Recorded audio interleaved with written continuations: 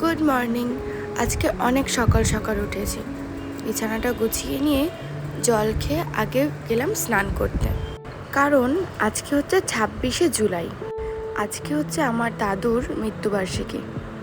আমার দাদু মারা গেছেন 14 বছর হয়ে গেছে, কিন্তু প্রত্যেক বছর এই দিনে আমরা চেষ্টা করি একটু ঠাকুরের নাম কীর্তন করার।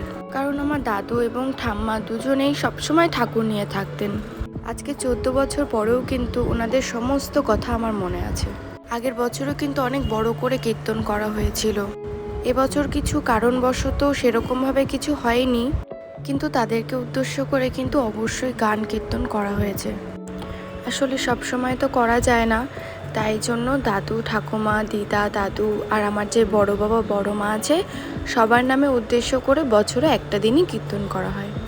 আমাদের বাড়িতে কিন্তু আরও গোপাল আছে, আমার কাকির ঘরে, জেম্মার ঘরে, ঠাম্মার ঘরে। তো সেই গোপালগুলোকেও নিয়ে আসবো একটু পরে। আগে এদেরকে স্নান করিয়ে রেডি করিয়ে নিই তারপরে। আমার দাদুরও একটা গ্রুপ ছিল, যে গ্রুপের সবাই ঠাকুরের গান কীর্তন করত।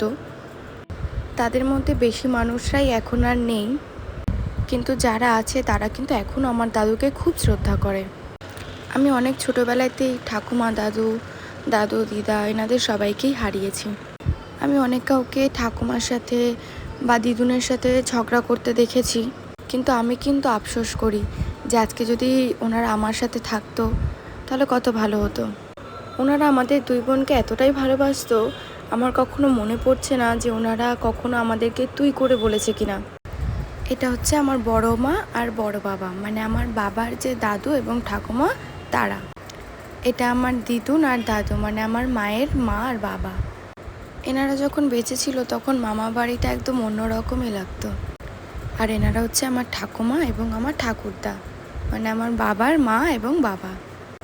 আমার দাদু কিন্তু খুব সুন্দর গান গাইতো। এখনও অনেকে বলে আমার দাদুর গানের কথা।